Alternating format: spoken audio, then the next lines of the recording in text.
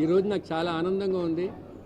25 సంవత్సరాల ముందు స్టార్ట్ చేసిన అసోసియేషను ఇంత ఉన్నత శిఖరాలకు అధిరోహించడమే కాకుండా ఈరోజు 25 సంవత్సరాలు సిల్వర్ జూబిలీ లాస్ట్ ఇయరే జరుపుకుని ఏ విఘ్నాలు లేకుండా కేవలం 20 మంది 30 మందితో స్టార్ట్ అయ్యి ఈ రోజుకి 60 మందితో అసోసియేషన్ రోజు రోజుకి డెవలప్ అవుతుంది. అసోసియేషన్ అన్నది ఎన్ని మందికి ఉపయోగం అంటే నాకు తెలిసిన అనుభవం నేను చెప్తాను.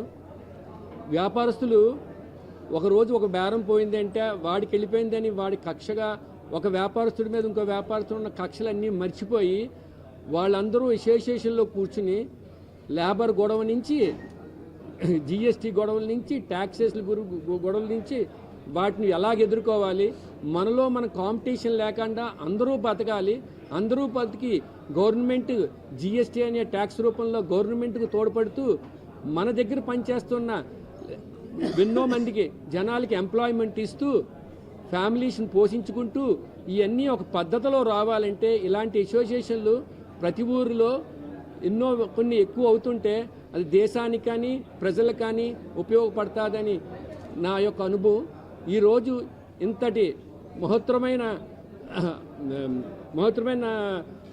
ప్రెసిడెంట్షిప్ని ముందు తరాల వారు 20 సంవత్సరాల నుంచి చేసిన కష్టఫలితంగా వాళ్ళు చేసి ఈరోజు నాకు అందించినందుకు నేను చాలా ఆనందపడుతున్నాను.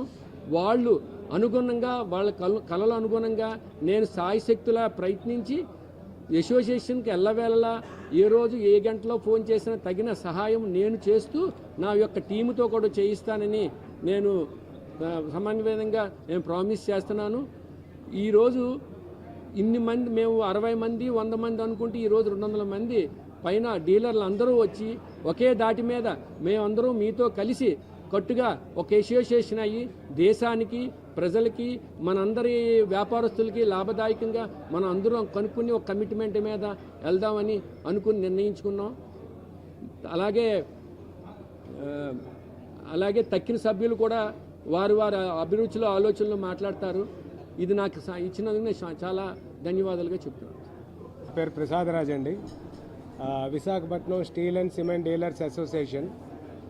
విశాఖపట్నం మీకు తెలుసు ఆంధ్రప్రదేశ్లో అతి ముఖ్యమైన ఆర్థిక రాజధానిగా చాలా సంవత్సరాల నుంచి ఉంది. మన రాష్ట్రం ఏర్పడిన దగ్గర నుంచి ఆంధ్రప్రదేశ్కి విశాఖపట్నం ఎంత ముఖ్యమో ఈరోజు ఇన్ఫ్రాస్ట్రక్చర్ డెవలప్మెంట్కి సిమెంట్ కూడా అంత ముఖ్యమైంది. సో విశాఖపట్నంలో అతిపెద్ద రెవెన్యూ జనరేట్ అవుతున్న ఈ తరుణంలో ఈ రాజధానిలో ఆర్థిక రాజధానిలోని రాష్ట్రానికి కూడా విశాఖపట్నం తాలూకా ఇంపార్టెన్స్ చాలా ఎక్కువ ఉంది. అదంతా మీకు తెలుసు. ఈ మధ్యకాలంలో విశాఖపట్నంలో ఇన్ఫ్రాస్ట్రక్చర్ గ్రోత్ కోసం ఈ డేటా సెంటర్ కానీ సాఫ్ట్వేర్ కంపెనీలు కానీ ఇండస్ట్రియల్ గ్రోత్ కానీ చాలా అద్భుతంగా ఉంది.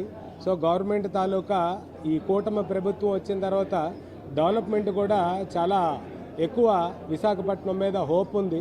సో అలాంటి దాంట్లోని అతి ముఖ్యమైనది సిమెంటు స్టీలు తాలూకా పాత్ర.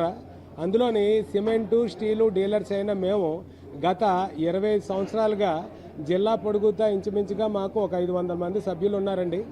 500 మంది సభ్యులు మేము ఏంటంటే ఈసీ మెంబర్స్ అంటే ఎగ్జిక్యూటివ్ కమిటీ మెంబర్స్ అని ఒక 60 మంది ఈ విశాఖపట్నం ఏరియాని ఏంటంటే రిప్రజెంటేట్ చేస్తూ ఉంటాం. సో ఇందులో ఏవైనా సమస్యలు ఉంటాయి కనుక మాకు మేంగా పరిష్కరించుకోవటానికి ఒక విఎస్సిడిఏ అని ఓ సంస్థను స్థాపించుకొని గత 25 సంవత్సరాల నుంచి కూడా మనం నిర్విరామంగా దీన్ని కంటిన్యూ చేస్తున్నాం.